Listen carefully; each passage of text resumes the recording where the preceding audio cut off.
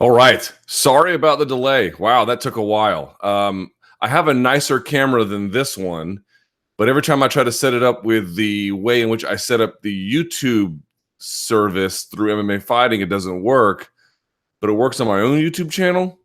I don't understand the difference. I'm still trying to work it out. So I had to switch it up at the last second because I thought I had figured it out, but clearly I had not. Welcome, everyone. My name is Luke Thomas, and this is the Promotional Malpractice Live Chat. Thank you so much for tuning in. I really appreciate it. And again, very, very sorry for the delay. Of course, it is Wednesday, June 13th, 2018. So not a lot of time to waste. I don't think there's any housekeeping responsibilities either. We're just kind of ready to go. So I'll just say up front, my apologies for the delay. I don't know why it works on one system and not the other. If you know, I have the Sony a7 III, and I can't get it to work on YouTube events.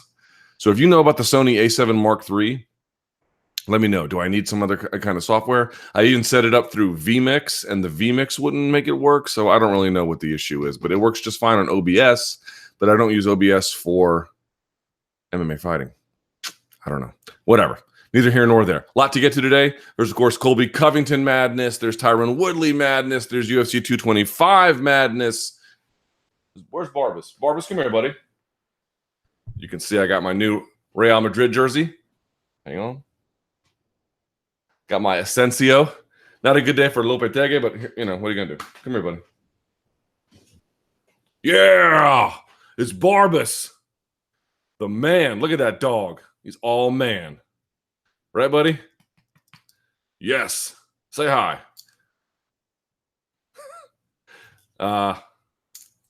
Hey, quit squirming. Handsome guy, aren't you? Yes. All right. There you go.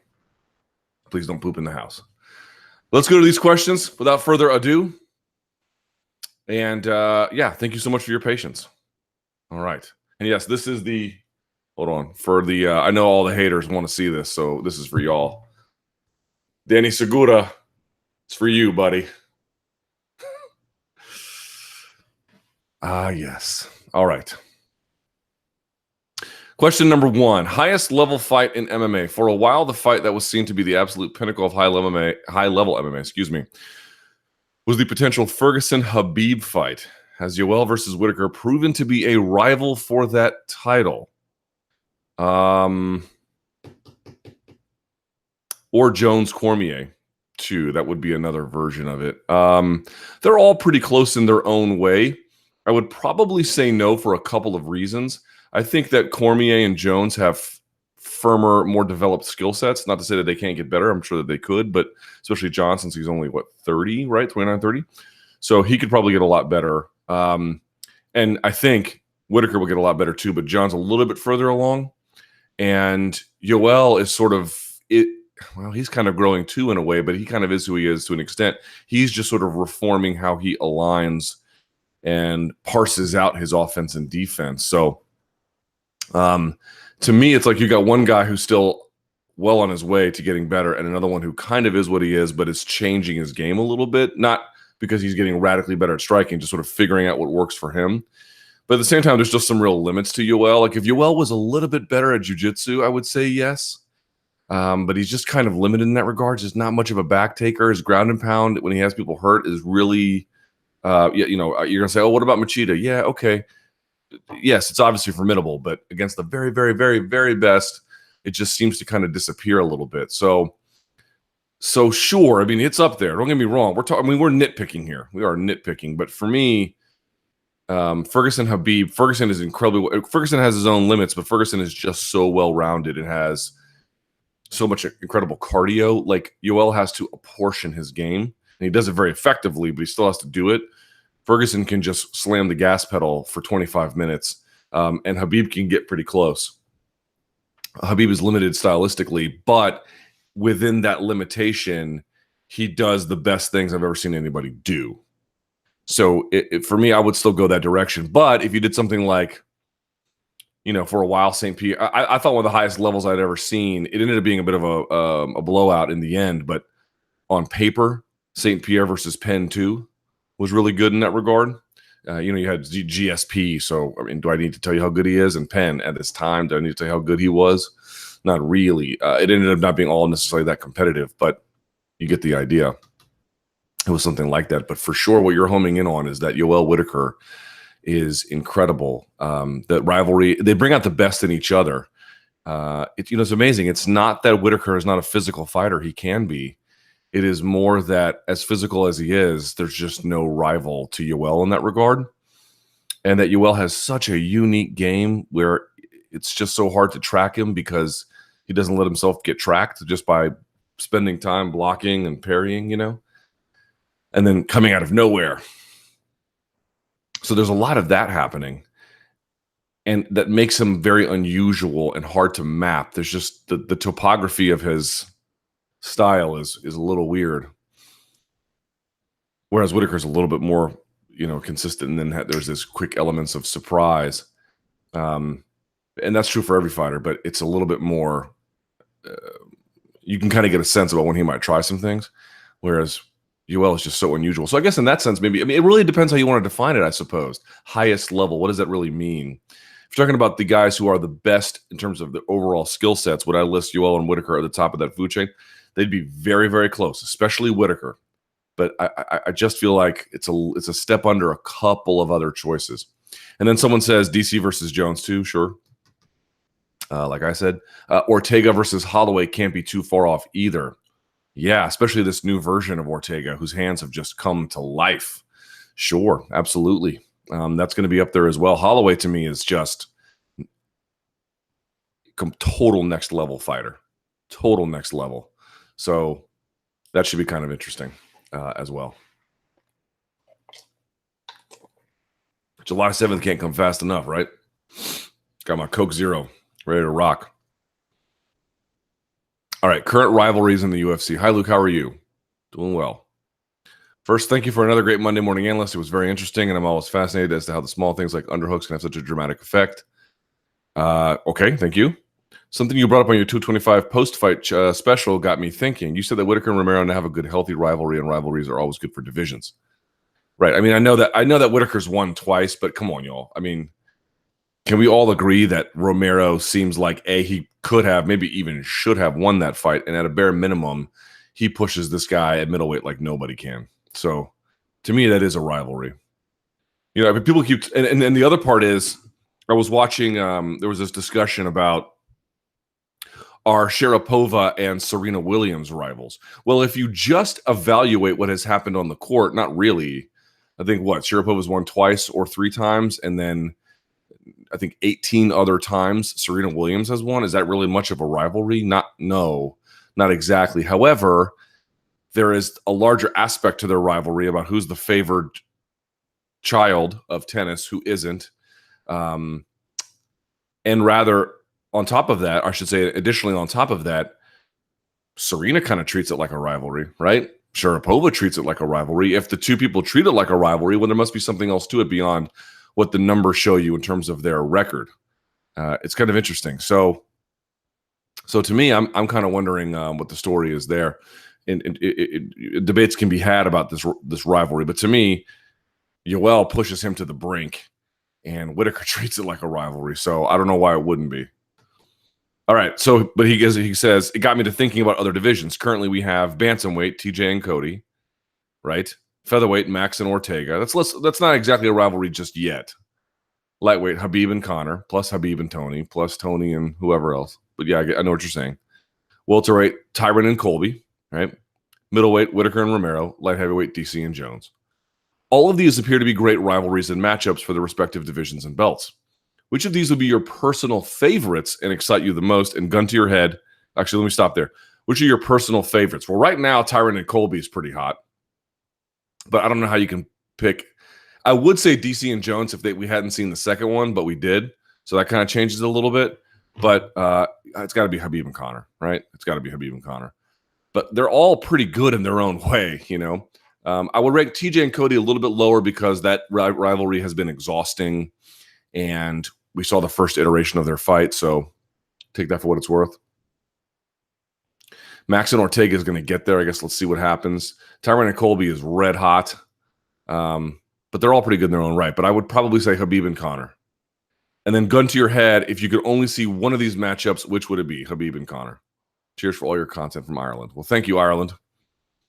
Shouts to Ireland. They beat our in a friendly. They beat our terrible U.S. men's team in soccer, but good for them. Someone says DC and Jones. Luke Jones was juiced. Well, certainly that is the prevailing opinion of many.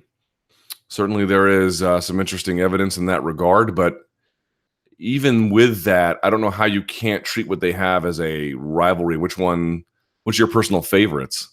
To me, it just depends what you want to believe, I suppose. You're just asking which one's my favorites. That one's my favorite. I still think John is probably the best fighter I've ever seen. DC might be one of the most accomplished fighters I've ever seen. Their rivalry was incredible. Their fights the first fight was a little bit underwhelming. The second one was bonkers. And I would like to see them do it a third time. So you're just asking my personal favorite. That's it. That's all I can tell you. But then after that, or rather, because they fought twice, I would actually put a pause on that one. And then I would say it's going to be Khabib Conor because they haven't fought and they need to, and it's MMA's best division. But like historically, what has it been? It's been DC Jones. I don't take that back. I loved everything about it. I loved everything about it. Even without winning titles, will Yoel Romero be considered an all-time great? That's a great question.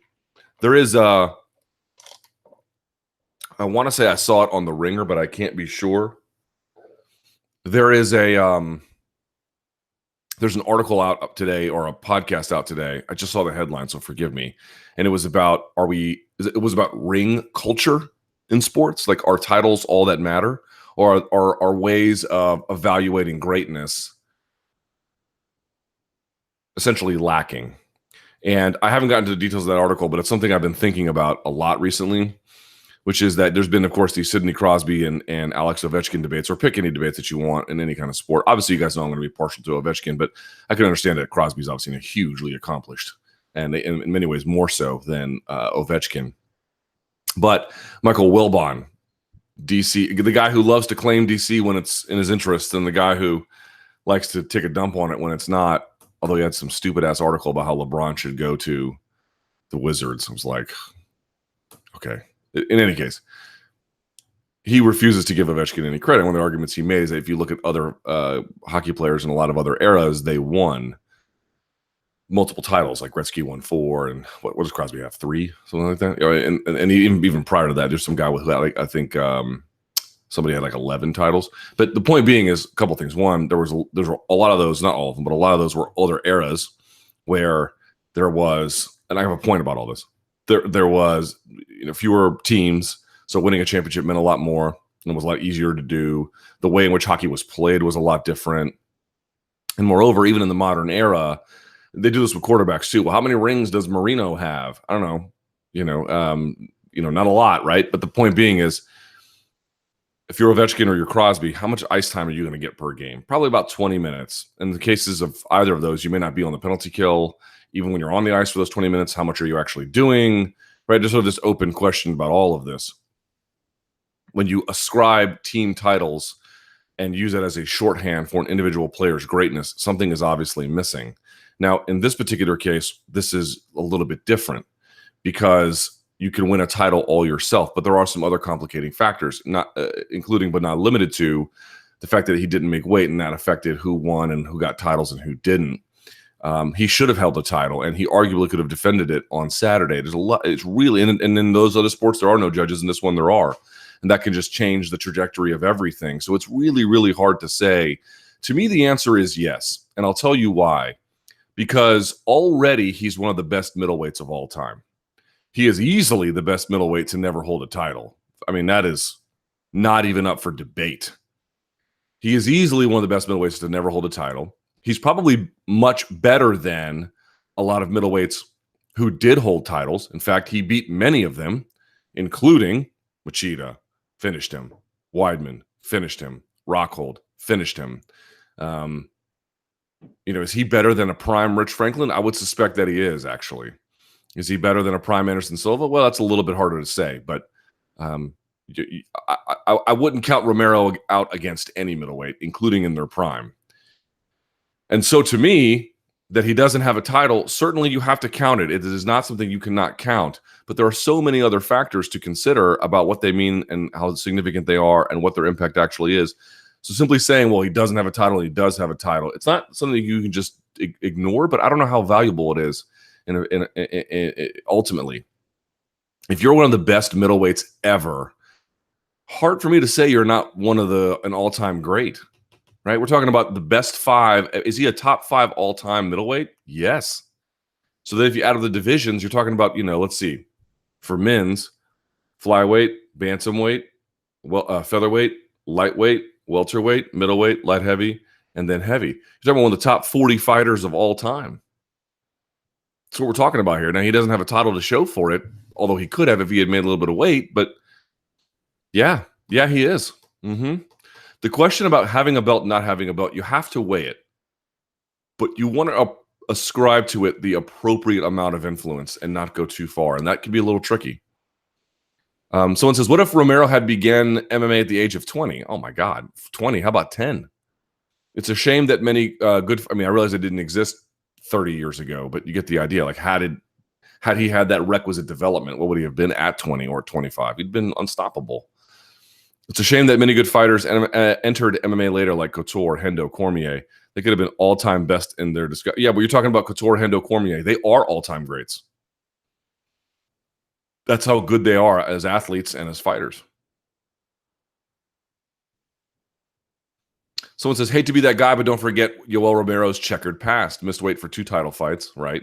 Stoolgate, that was bad. And USADA. Okay, let's talk about those things. The 2 title fights where he missed weight, that does hurt him insofar as he wasn't eligible to win a title, but he still fought the way he fought. So just consider that.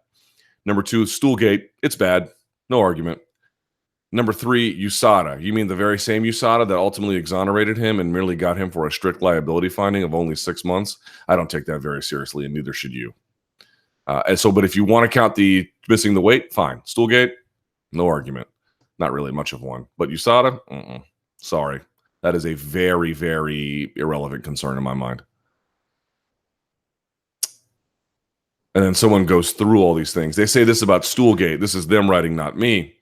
Quote, one thing that is not brought up a lot is that this is Kennedy was holding Yoel's glove to deliver all the uppercuts. This fact is not mentioned. Yeah, but that's whataboutism. The question is not what Tim Kennedy did or didn't do. We're not evaluating Tim Kennedy's resume. We're evaluating Yoel Romero's resume. What Tim did or didn't do, I'm not saying you can completely ignore it, but it's all whataboutism. Oh, my neighbor set my house on fire, right? But what about your other neighbor who let their dog shit in your yard? And what about the other neighbor over there who, didn't chop their tree down before a lightning storm and it kind of fell in the street and you couldn't move your car for a week? Well, what about it? We're not evaluating what they have done. Maybe they are terrible neighbors. But if we're asking who the worst neighbor is, I guess you could bring that in. But if we're just asking, did this person set my house on fire or did they not? That's the only relevant question. So don't get into the whataboutism. And quote, and Big John has mentioned that he was partially at fault for the longer delay because the cut man put too much Vaseline on you. Well, fine. I mean, there's a lot of different factors in there. And John then had to call the cut man back in, but there was not enough time, so he had to clean the Vaseline off Yoel himself, causing further delay. Fine. I'm not saying Stoolgate's the end of the world. It doesn't, for me, disqualify how great he is as a middleweight. But if you wanted to add it as some sort of like nobody's perfect consideration, you can do that. Or, some kind of knock on him a little bit. There was a little bit more responsibility he could have had in that regard. I definitely feel like whether you think he was, you can think he was, that there was malfeasance or negligence. To me, I'm somewhere in between, probably closer to negligence. But either way, he probably could have handled a little bit better. And of course, the weight cut, what do you want to say about that? His responsibility. Luke Hopewell as well. I hope you're looking forward to the World Cup. I'd be looking forward to it more if my country was playing in it, but they're a sorry-ass team, so what are you going to do, man? True or false? All right. Conor fights MMA in 2018. I guess we're going to find out a lot about that tomorrow. I'm going to say yes. True. Till becomes UFC welterweight champ someday.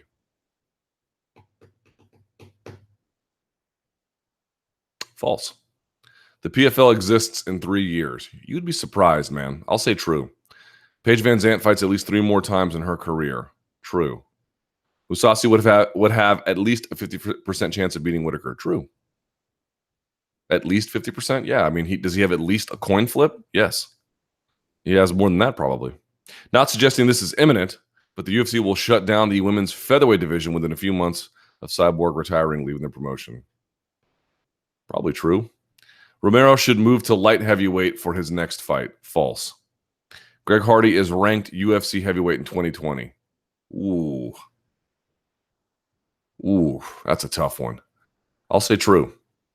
Based on merit and what he showed against Punk, it would be reasonable to offer Mike Jackson a fight in the Contender Series. False. The only realistic chance for the UFC to ever grant Assunção. Look at the guys in the Contender Series. There were guys in there last night with 20 fights. I think the lowest, there was a couple that had single digits, but not many. And even then it was like 3, 4, 6, not 2. So no. And not based on what he showed either. And I like Mike. Could he be that if he kept fighting? Sure. But I asked him what was next, and his answer was, hey, I might keep fighting, I might not. I guess we'll have to see. I was like, okay. I mean, do what you want. I'm not.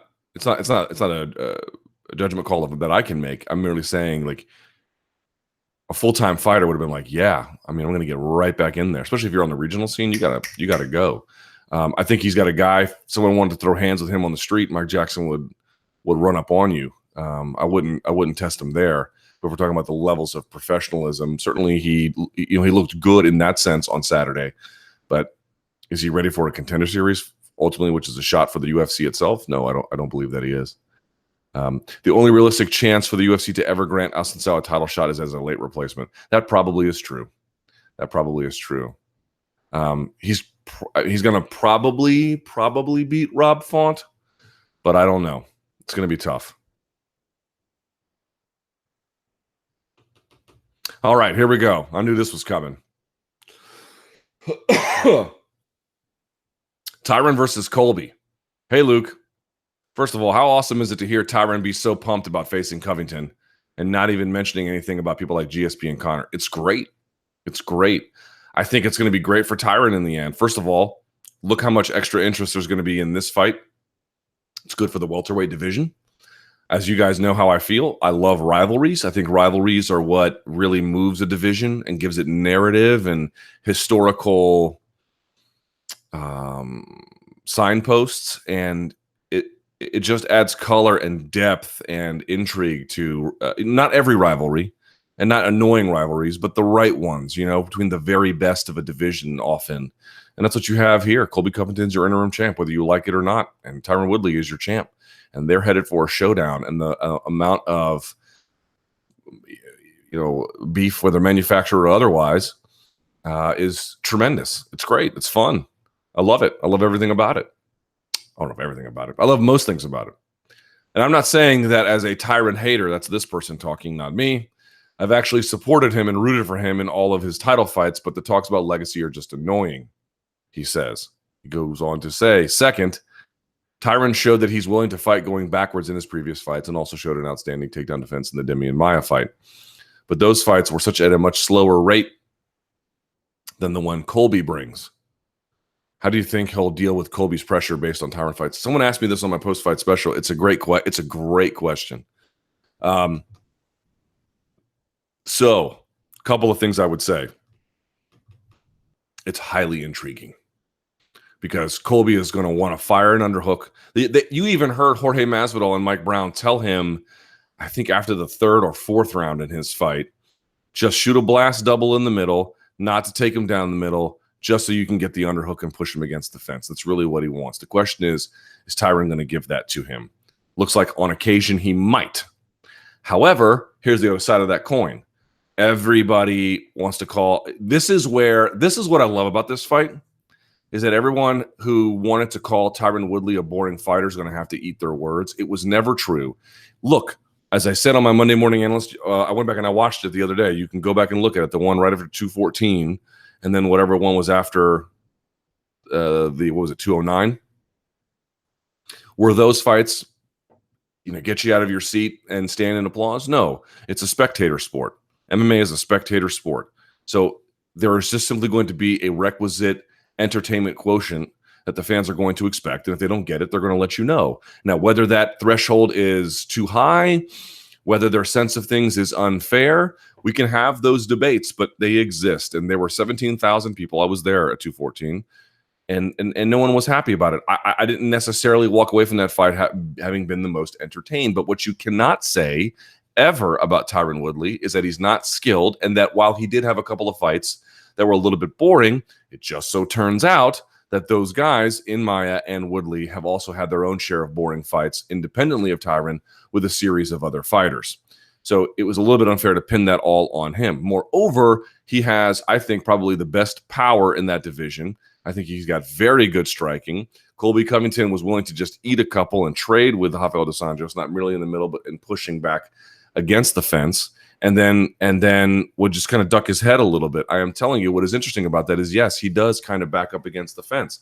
On the other hand, once he gets up against the fence, he will light you on fire if you're not careful. If Colby Covington takes risks, he is going to eat shots from probably the strongest, most powerful puncher in that division. That makes it incredibly interesting. Now, I don't know how you can look at that otherwise. Moreover, will Colby Covington be able to get any takedowns? If he does, will he be able to affect the cardio of Tyron Woodley? My hunch is that he probably will not get a whole lot of takedowns in this unless he gets them late, unless he fatigues him. So if he doesn't fatigue him, or rather if he doesn't get him down, how much does the fatiguing matter? Will he end up getting that Cain Velasquez right underhook left hand ground and pound? Or I should say wall, what do you want to call it? Brawl and wall, or whatever the word is, when you get them up against the cage and you just sort of do ground and pound against the cage when they're standing. Can he do that? Can he ultimately wear him down inside the clinch? Will he get taken down? There's a lot of really interesting factors here. And the other factor here is, too, some of their beef is probably manufactured. I don't know how you can say otherwise. But probably there's major bragging rights on the line here. How poisonous will the buildup to this fight be, and how will that affect them emotionally? You had Tyron Woodley telling Ariel Helwani just this week that if he has any one concern, it is that whether or not he'll be able to keep his emotions in check, and whether or not he'll be able to right himself, to stick to the game plan, to do the things he needs to do to put himself in a position to win. What do you not like about this fight? You know what I mean? Like, this is a great fight. And Tyron Woodley, a guy who has been unfairly maligned, in my judgment, here is a chance for him to get that fan support that he has been missing in his career. So to me, I don't care which side you're on, whether you want Tyron to lose, whether you want him to win, whether you don't care, you just want to see a good fight, whether you're looking to see another chapter written in the grand history of the welterweight division. This checks off all the boxes, all of them. A title unification, whatever importance you want to put on interim title belts or not. I love it. I love everything about it. So many questions, so many different possibilities.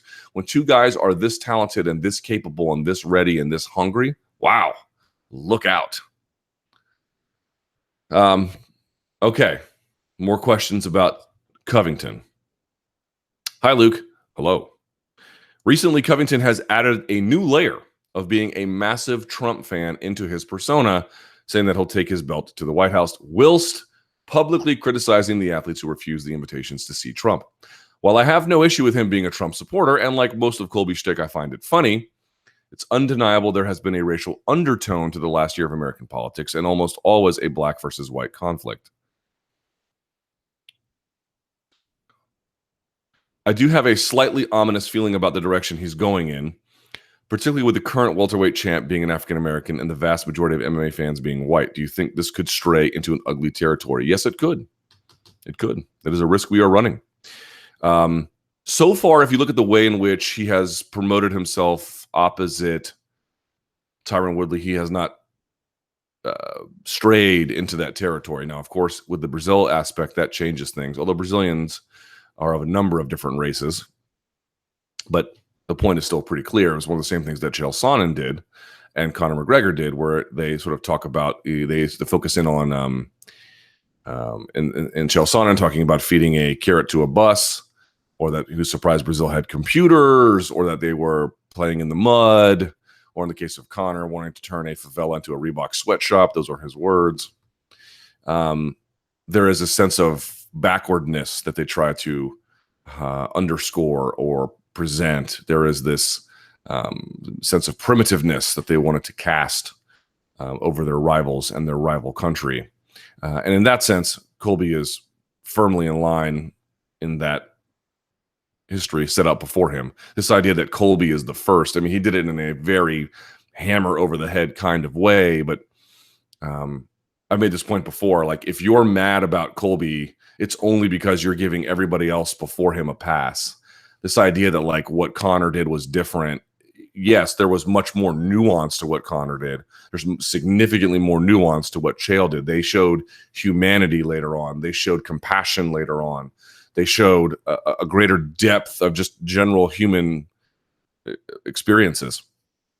And that, I think, softened people to what they had previously said.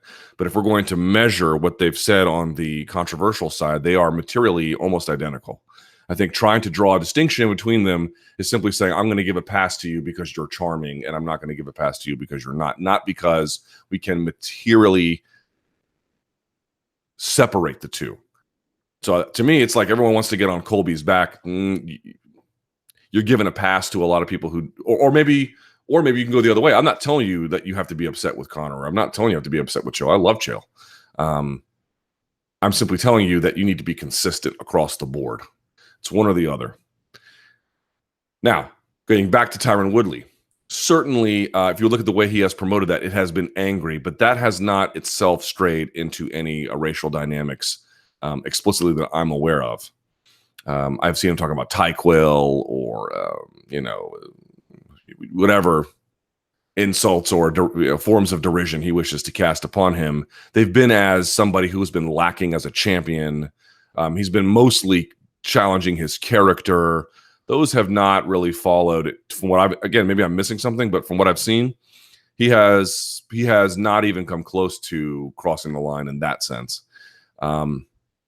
So could it get ugly? It depends how he wants to promote it. And if it does get ugly, we as media members have a responsibility to say as much. And you as fans have a decision you have to make about whether you want to support an act like that and a fight like that and a person like that. But so far, I have not heard that. I have not seen that. But you're right. Could it get ugly? Sure. Shout outs to RJ Clifford and Ryan McKinnell.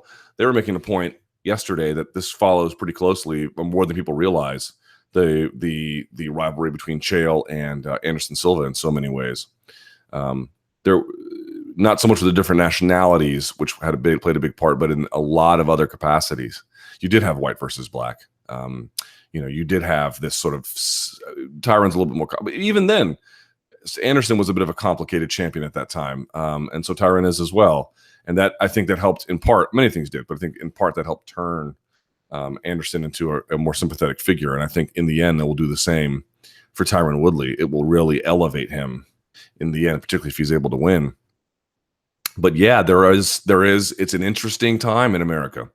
No doubt about it. You're seeing a lot more visible racial animus than you did before. There were a lot of crabs, and we were able to keep them inside. That's not quite the right analogy. There were a lot of dark forces that we were able to keep sealed up through either isolation or social ostracism that have the Pandora's box has been opened, and it has turned into a real problem of toxicity. I am very open to the idea that some of the issues that are raised about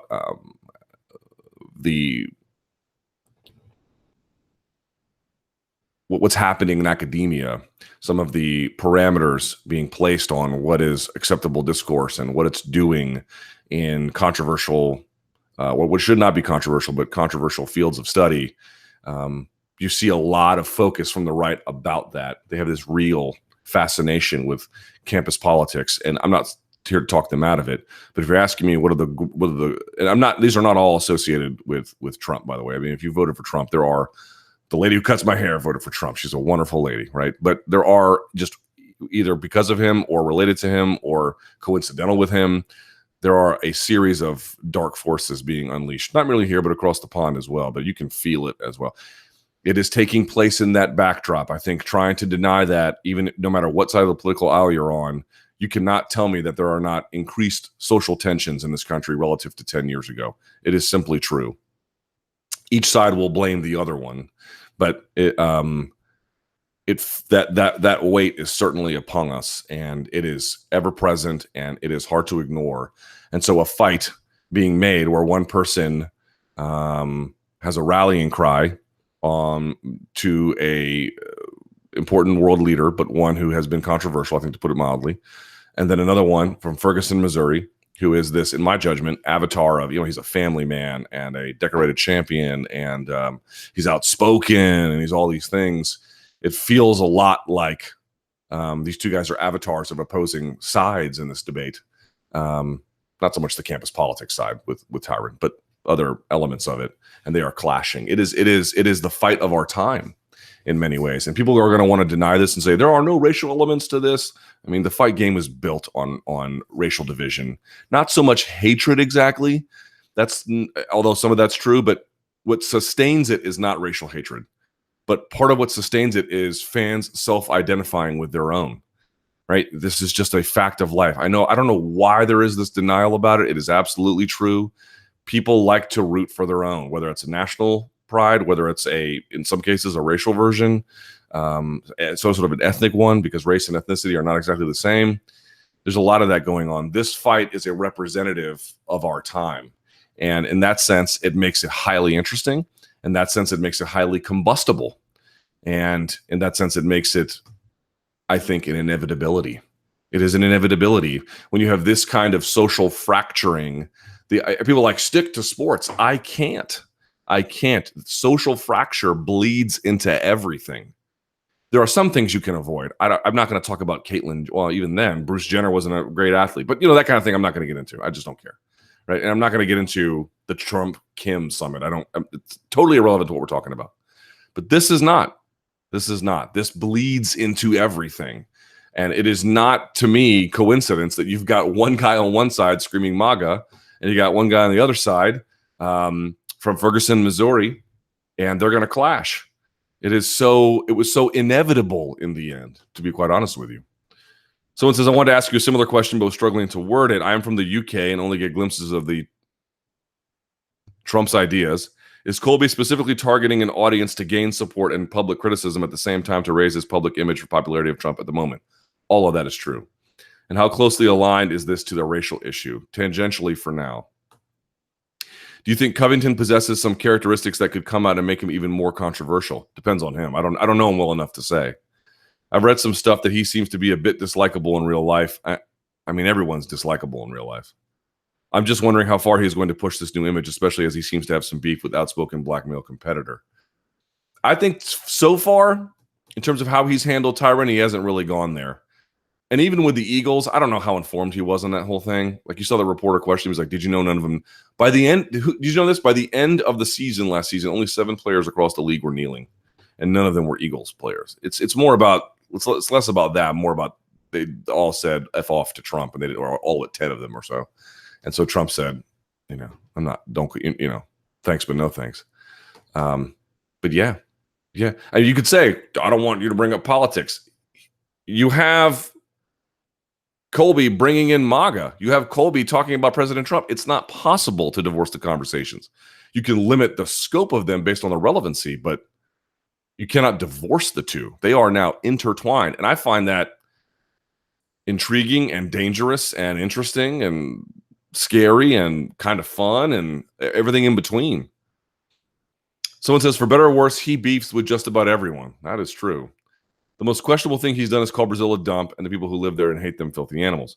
I doubt he'll get racist with Woodley and can imagine him making a bunch of Revolutionary War references if Till is next. He's gone after the Irish too, by the way. Do you guys know that? Ask old Sean Sheehan at Severe MMA if he likes Colby Covington. For a guy, whose best friend is Cuban, Masvidal, I would have a hard time believing he's a white supremacist. I don't think he is a white supremacist. I would not in any way lend any credence to what he was doing if I thought that was true, like many people will begin to claim. We are dealing in I'm talking powder keg charged times, folks. And you can want to deny it if you want. I don't recommend it. It is the world in which we are living in, and it is time to accept it for what it is. This fight is a representative of our broken but ever-present era, at least here in the United States, unfortunately. It is just a fact. Let's see.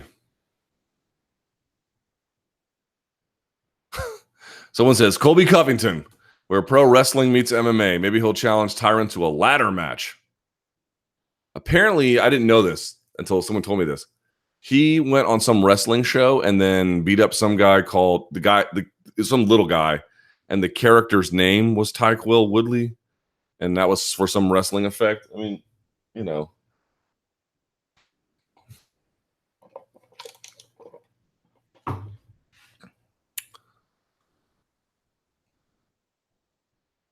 Someone says it feels like the hate for Colby took up another notch for some people because he came out as a Trump supporter, particularly from the MMA media, who tend to lean fairly left. That is true. However, in terms of the MMA media, your boy notwithstanding, hate him. I do not hate him. I find him highly intriguing, actually. And I hope I've made that pretty clear. But beyond that, I would say the opposite. Go back and look at his comments underneath. Like, if you're out there spoiling movies on Twitter, you're just spraying the block indiscriminately, right? But if you're out there beating up fighters and you're out there just saying terrible things about them, and maybe that will get you hatred, maybe it won't. But then if you can tie it all to a certain identity, and you have to remember, Trump supporters probably don't want to admit this, and I'm going to get downvoted for it. But a lot of, if you're not from America, you might not appreciate this. A lot of modern Trump support is a lot of white identity politics and grievances, perceived grievances against them. The world is against them. These other social programs work for everyone but them. Immigration works for everyone but them. Tax and tax distribution works for everyone but them. This is this constant grievance thing. So for somebody to come out and say, I'm going to be the MAGA guy, first of all, I think it's kind of smart, to be honest, because someone has to do it. Why not be you? And I would actually say it has worked to his benefit. Yes, the MMA media can't stand him, me notwithstanding. As I mentioned before, I find him extremely interesting and a much more interesting character than they have ever given him any treatment. But I think in terms of the population, you're going to piss off everybody if you just go out there and spoil movies, and maybe he'll continue to do that. But if you can say, no, I'm not just the guy who spoils movies. I'm the guy who supports Trump. And I know all you other Trump supporters out there, you feel like you can't get a fair shake from the mainstream media. You feel like the MMA media leans to the left and they won't support me. I'm here to be your guy. Go and look under his last tweet about, I beat this filthy animal, blah, blah, blah. Look at all the responses underneath. A bunch of them are like, Colby, now that you've done that Trump thing, I'm on your side. Now that you have identified yourself as a Trump supporter, me too, MAGA. Go Trump, go Colby. I actually think it has worked. It has worked perfectly in the sense of it has pissed off the media and it has captured a portion of the fan base that I think may have been a little bit wishy-washy before. This is what I mean when everyone's like, Colby's stick is real lame and it's stupid and it doesn't work. And I keep saying to myself, are y'all blind? It's way more deft than everyone realizes. Yes, he doesn't quite have the verbal and stagecraft showmanship of some of his predecessors. But up here, there's a lot more nuance to it than folks ever give him credit. Even if he's accidentally stumbling into the right decisions, it's a stumble, nevertheless, to the right space. It's the right space where he's ending up. And you're seeing this before the fight. Everyone was out there to convince you it wasn't working. Oh, look at this crap. No one's buying it.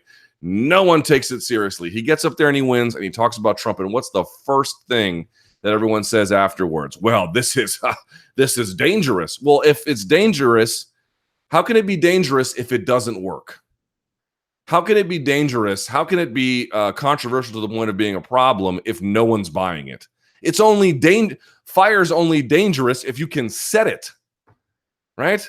A punch is only dangerous if it lands. How did he go from being feckless to being absolutely powerful?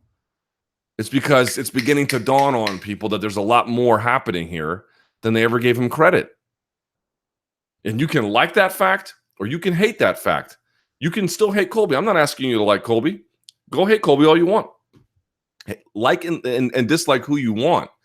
But call balls and strikes.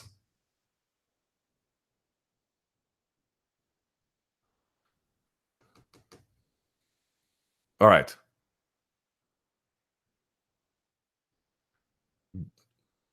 Let me come back to this one.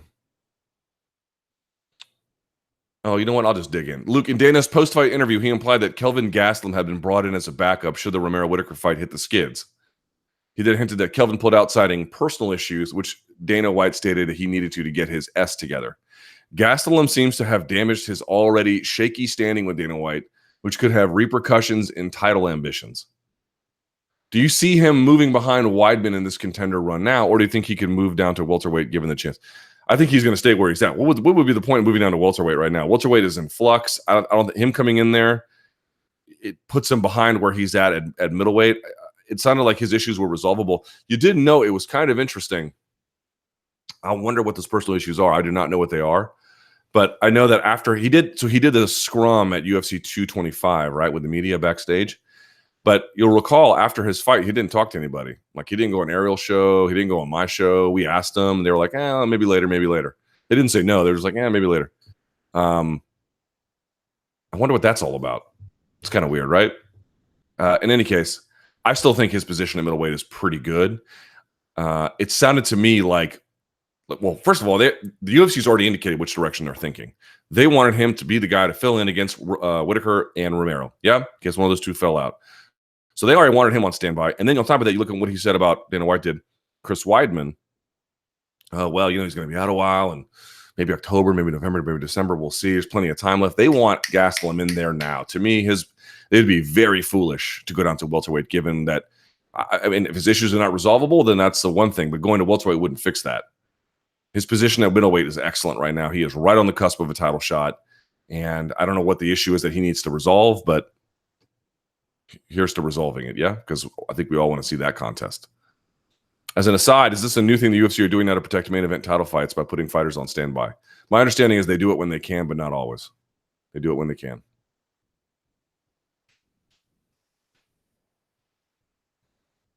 Dun, dun, dun, dun, dun.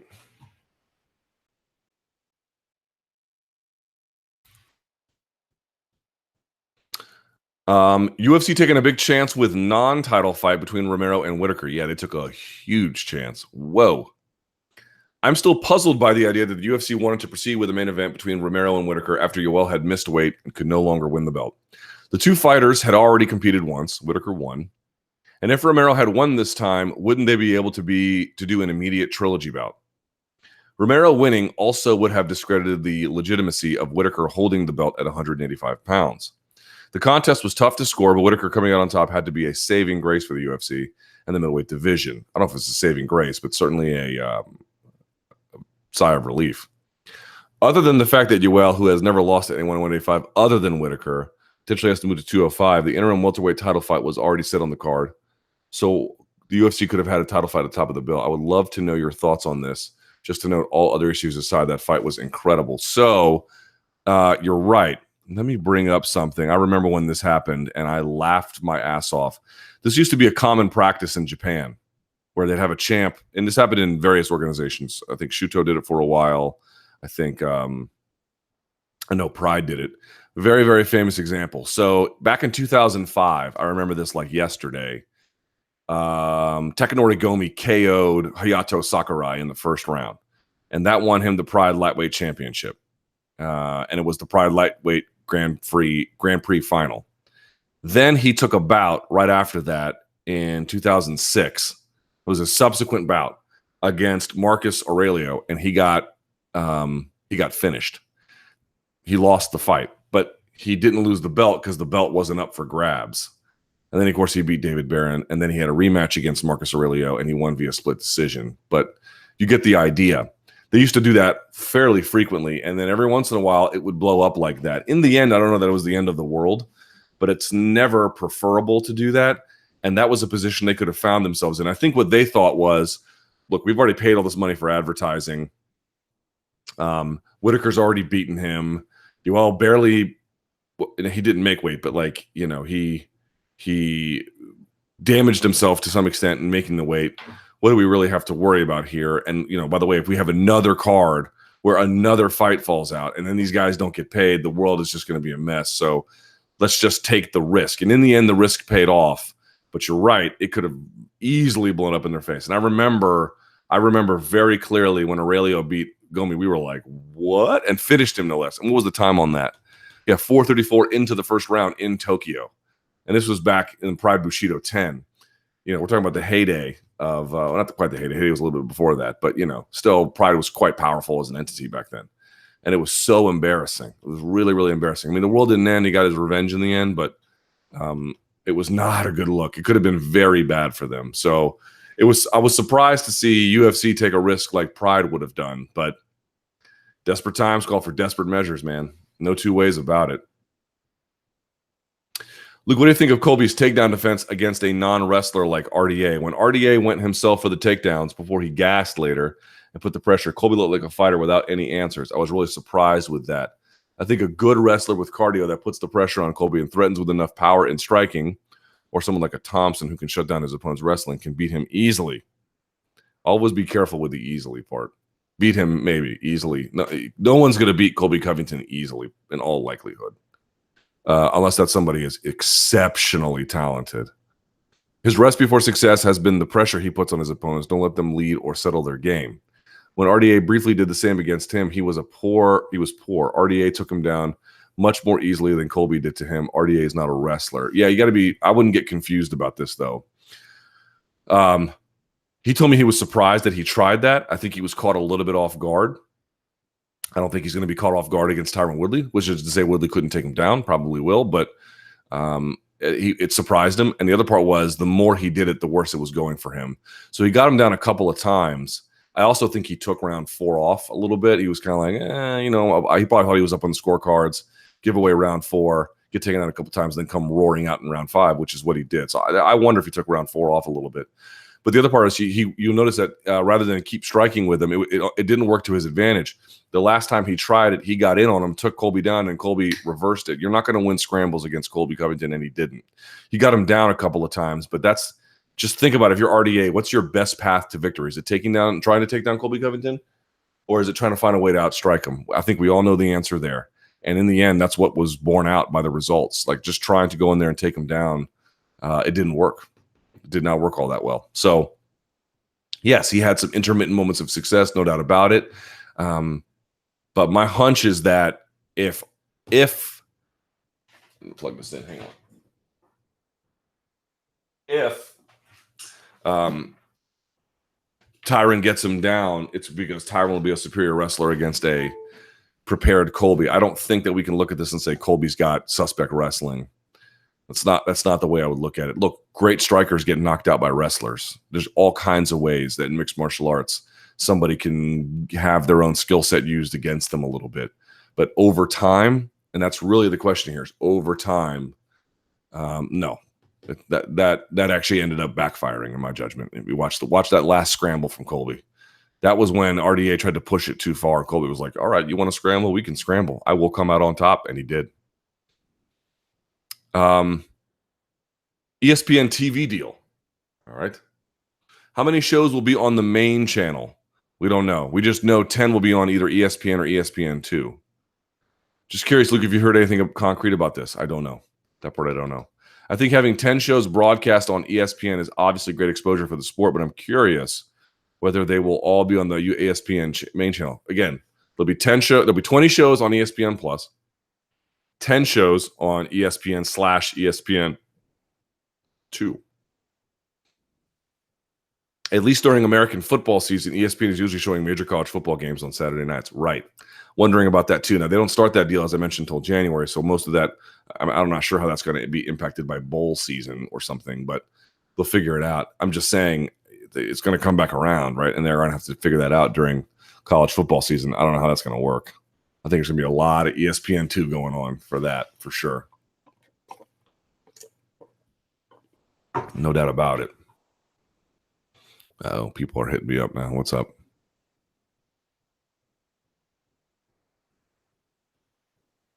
Oh, also, Danny notes quite correctly, getting back to the Colby conversation, tons of Cuban Americans Cuban Americans support Trump. So I don't know if Jorge Masvidal does. I don't think he does, but another fact to note. All right. You hear my dogs? Barbas? Yeah, but that's going to be crazy how they figure that out, because those games will do, like, if Alabama plays on a Saturday night, you're talking about 18 million, 20 million people watching games like that. UFC can't compete with that. There's no MMA event in North American history that's ever got numbers like that. Jones versus Lesnar. Yeah, man. Dana White seems interested in this fight, and for good reason. It would do well over 1 million pay-per-view buys. I'm uncertain of either fighter's current USADA status, but I'm pretty sure it's not good right now. Jones, we don't know, and Brock is like close to finishing out any suspension, but has not re-entered the testing pool. Hold on, let me let this fool out. He's over here crying. Come here, brother.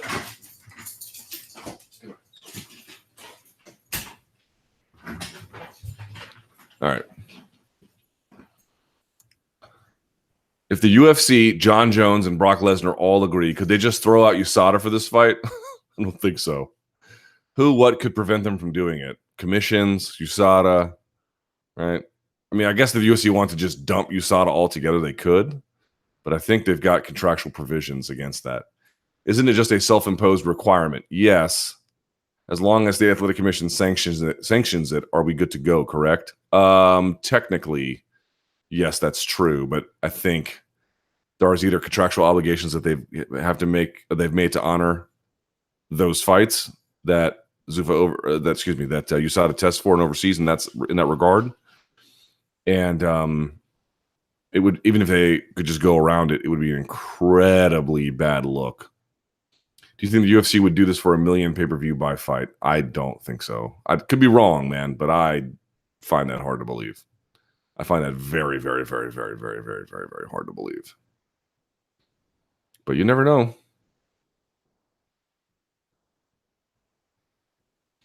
Oh, man, this was a sad one. Anthony Bourdain. What did he bring to MMA fans and fighters, and what was his most impactful contribution generally? How could someone so lauded and loved find himself so depressed? Yeah, man. That's a tough one. I don't know the circumstances of his depression, so I'm a little bit reluctant to speak on any kind of matter in that regard. But being lauded and loved externally might have some correlation to, but ultimately is no substitute for self-love and one's ability to wrestle free from any kinds of demons from depression. They are not. There might be some kind of like, if you look about what are the ingredients of a healthy life, it is being loved, right? It is exercise, healthiness, communal relationships, these kinds of things. And he had many of those things, right? But as you can tell, it's by themselves, they don't do the job. There are other factors involved. Someone says here below that being lauded and loved by outside sources is not a direct cure for depression. Sure, it can help, but there are underlying internal factors at play which can drive the narrative in your head. It's true.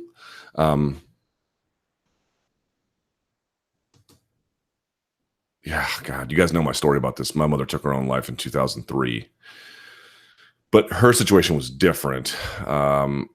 Yes, there was a severe depression, and maybe the case. Actually, I don't know. I don't know how different his situation is, because there can also be a lot of undiagnosed medical conditions you can have mentally. When I say medical condition, I don't mean like liver cancer or diabetes. I don't mean that. I mean various sorts of mental ailments that can go undetected, undiagnosed, untreated, and they can be mild to moderate, but when combined with other factors, they can have a pretty profound effect on someone's decision making. So I'm hesitant to get too much into that without having a greater sense of what exactly was wrong in his life. Although from the outside looking in, it did not appear to be a whole lot. But in any case, what did he bring to MMA fans, fighters, and what was his most important contribution generally? I mean, I'd actually say he did more for jiu-jitsu than he ever did for MMA, to be quite honest with you. He hung out with MMA fighters, sure.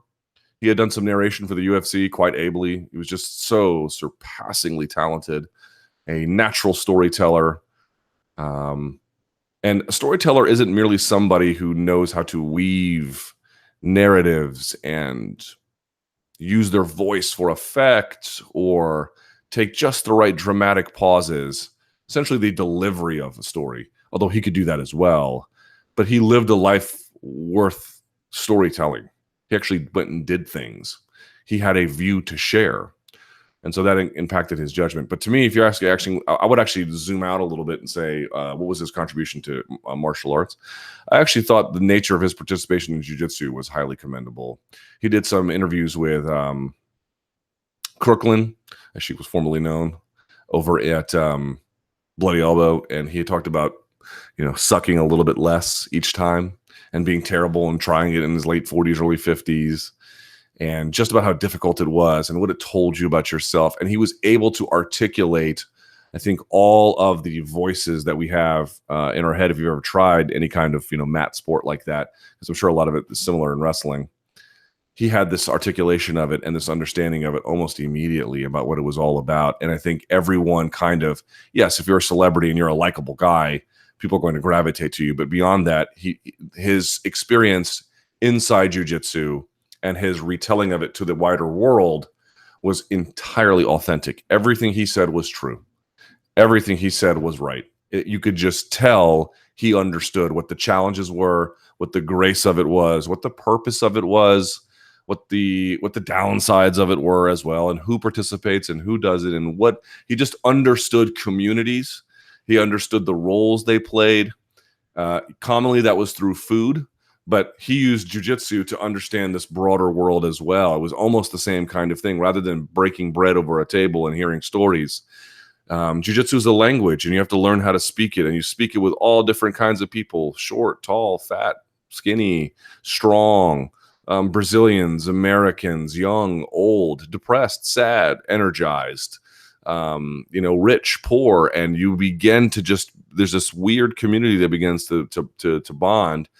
And the language that they speak to each other in is their rolling and their training and the nature of how they participate and all these things. And the fact that he got into jiu-jitsu to me is an interesting analog relative to the nature of prepping a meal and sitting down. And, when you go to a country, you're not merely eating their dishes, but their dishes are impacted by what? Their climate, their natural ingredients. If you go to tropical regions, you'll be eating out of banana leaves. And if you're on rivers or near oceans, you're eating seafood. And he just always understood community contours, and how to weave into that space.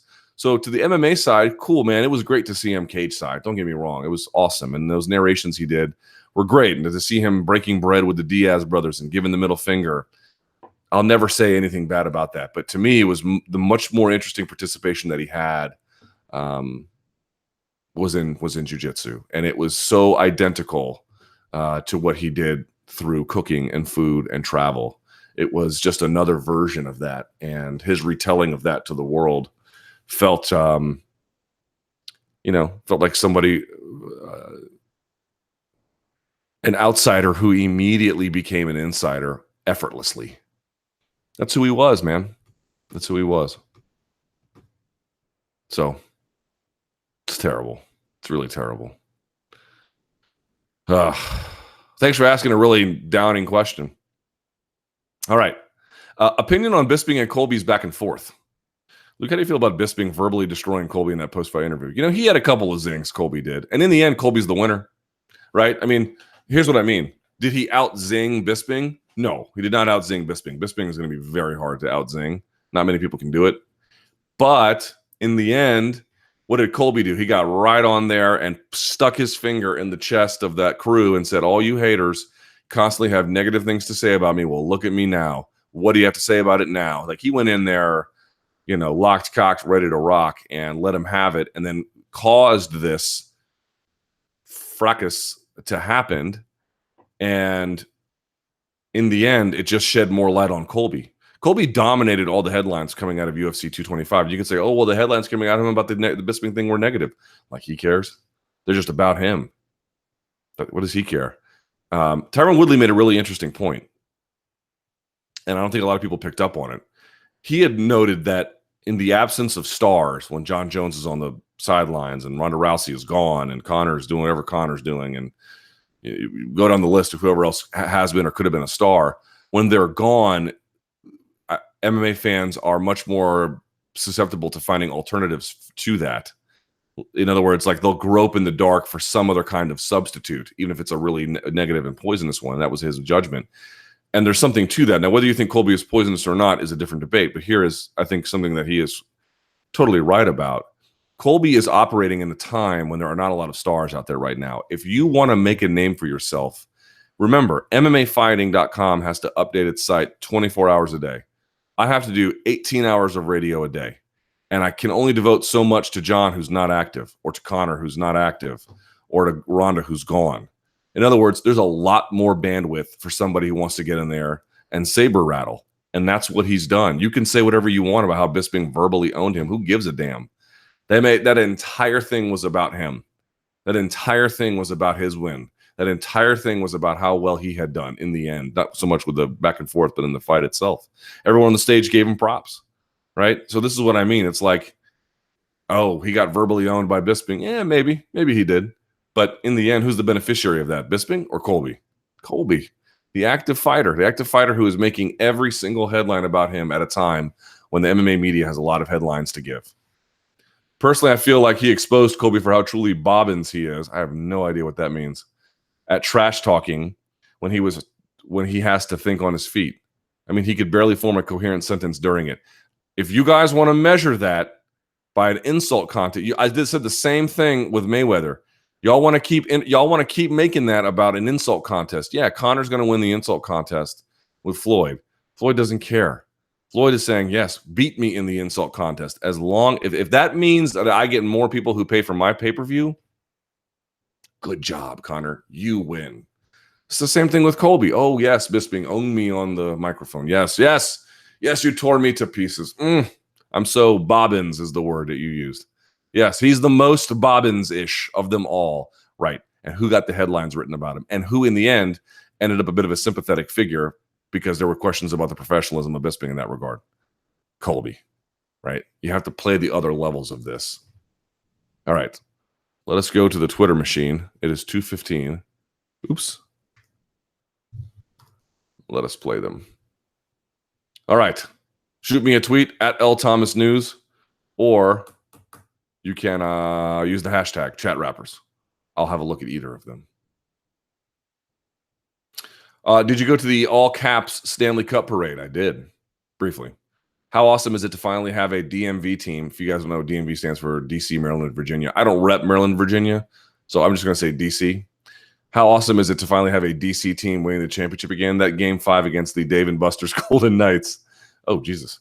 Was legitimately awesome aside from the pregame Renaissance Fair. It was everything I thought it would be and more. It brought the city together in ways I never thought possible. I don't think the Redskins could do this, to be quite honest with you. I don't think there's a team in the city that could do this. They're the most lovable, the Caps. They all seem like they're boys. And they're the most deserving. It's everything they say about winning a championship in your hometown. Everything they say about how good it is, it's all true. All of it is absolutely true. And yesterday was just 77, 78 degrees, not a cloud in the sky. They were down Constitution Avenue from 17th to 7th. I was able to bike all the way down to the Lincoln Memorial, and then because you couldn't drive down there, I biked all the way down to the Lincoln Memorial, and I got to see all the buses line up. I got to see TJ Oshie up there, and Jacob Vrana, and a bunch of other guys, and it was phenomenal. It was really and truly phenomenal. Where does this rank among the dumbest ideas in the history of humanity? Introducing the awesome legacy of the war on drugs to sports. Oh, yeah. Did you guys see this? They want us. Here we go. U.S. lawmakers seek to criminalize doping in global competitions. United States lawmakers took a step on Tuesday towards criminalizing doping in international sports, introducing a bill in the House that would attach prison time to the use, manufacturing, or distribution of performance-enhancing drugs in global competitions. Oh, my God. Oh, Congress ain't got nothing better to do. This is everyone wanted to tell me that the drug war, the failed drug war that the United States has pursued for the better part of 40, 50 years, no longer than that. Everyone wanted to tell me that they two were divorced. I was telling them, they're not divorced. The hysteria around performance-enhancing drugs burst onto the scene in the 80s, the peak of the Reagan war on drugs. And now you have this continuation. They are two birds of a feather. They are two birds of a feather. Both efforts are absolutely unequivocally connected. The war on doping, whether you like it or not, is part of the war on drugs. Now, I know a lot of people out there who tried to have this division in their mind that the two were not related. Well, the firewall between them is collapsing in epic fashion, and I wonder now what people will say about that.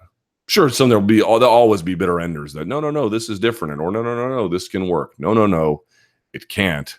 It is now officially part. Well, I mean, I guess they haven't signed it into law, but they're trying to make it part of the war on drugs. So, in a very direct and focused way. So, that's your legacy if you support that. Good job, good effort. 2020 U.S., Mexico, Canada World Cup thoughts. Seist. Hope I have a kid I can take to all the games when that comes around.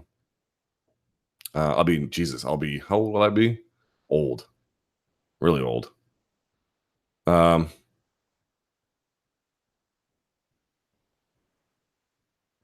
Luke, how do you see Max versus Ortega going down, and what can Max do to mitigate Ortega on the ground? Just don't go. Don't go with him to the ground at all. He's going to have to stick behind that jab and really just sort of slowly bust up and grind down Ortega and then get his back to the fence. That's what he's going to have to do. Do you think a UFC card will ever come to the DMV? Many have come. Again, I don't rep the DMV. I just rep DC. There's an MGM Grand in the Convention Center 30 minutes from DC. They came to the Verizon Center in 2011. They were in Fairfax in 2014, 2015? When Jorge Masvidal fought Iaquinta and Lamas fought Mendez. So they've been here. They came to Nate Diaz fought Gray Maynard here. So they've come, but the two of those were in Fairfax at the previously known as the Patriot Center, now the Eagle Bank Arena. And then the one was at the Verizon Center. I don't know when they're going to come back. But we'll see. I hope.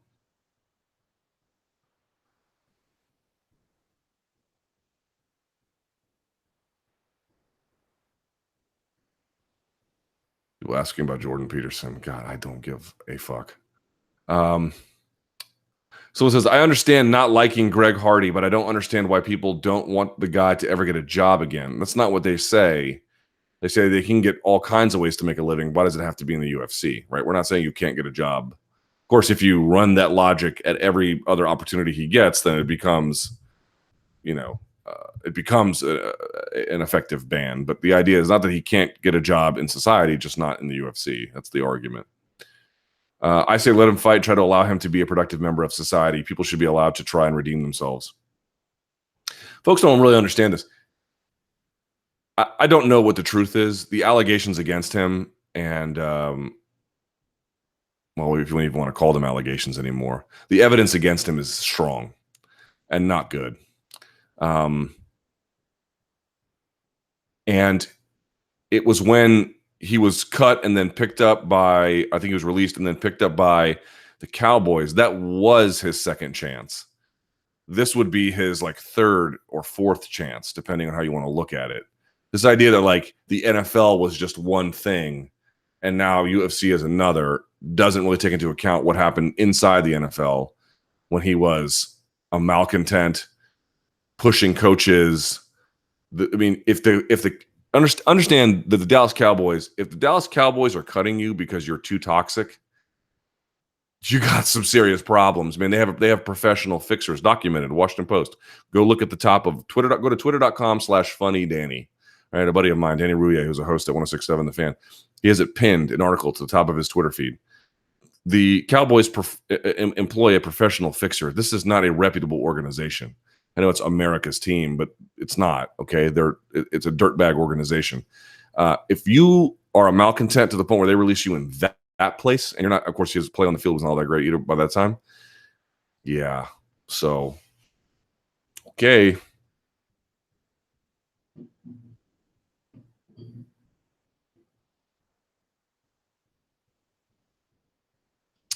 How do you feel about the UFC Tonight crew being directly employed by the UFC? We've been over this a million times. If UFC doesn't sign a new USADA contract, what would happen to any fighters who are serving a suspension at that time? It would be null and void, I would suspect, unless it would be concurrent with any kind of athletic commission. Would the commissions honor USADA's decision? They probably would. World Cup winner and who kicks the goal of the tournament? Well, I was on Spain's side, but oops, they lost their head coach 2 days before the kickoff. So I'll go Germany, with Belgium being my like wild card or my dark horse or something.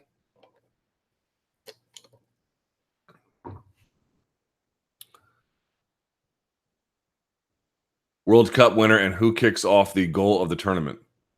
Goal of the tournament. Ooh.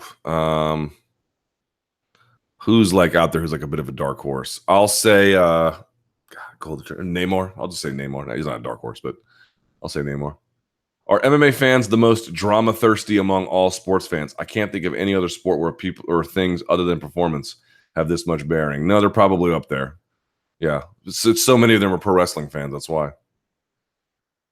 Commissions using digital scales versus traditional scales. Does Romero make weight on a traditional scale where 0.2 pounds can be subjective? Esther Lynn introduced that as a very, very astute observation. She might be right. She might very well be right. That really what this is all about is not early or late, or at least not totally by itself, that this dramatic changes in who's missing, but rather a function of scales being used. And I don't think that's a crazy thought at all. At all. Favorite fighter walkout song, one that makes you react or feel the most? This person says, mine, Mirko Cro Cop, Wild Boys. Chris Weidman, I Won't Back Down. Hendo, Lunatic Fringe. No, none of those.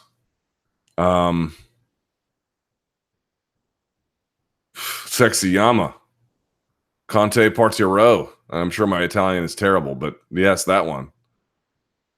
How do you not get sized for that? Come on now. Is there another one I really like? Everyone who comes up to Johnny Cash, just like, how did we make Johnny Cash boring? I don't know, but we found a way to do it in MMA. What's another one that really gets me going? Josh Barnett's selection of metal is usually good. He comes out there with what, goat whore or cattle decapitation or something. That's usually pretty good. I don't know. Oh, I know. John Moraga, Thuggish Ruggish Bone. That's the one.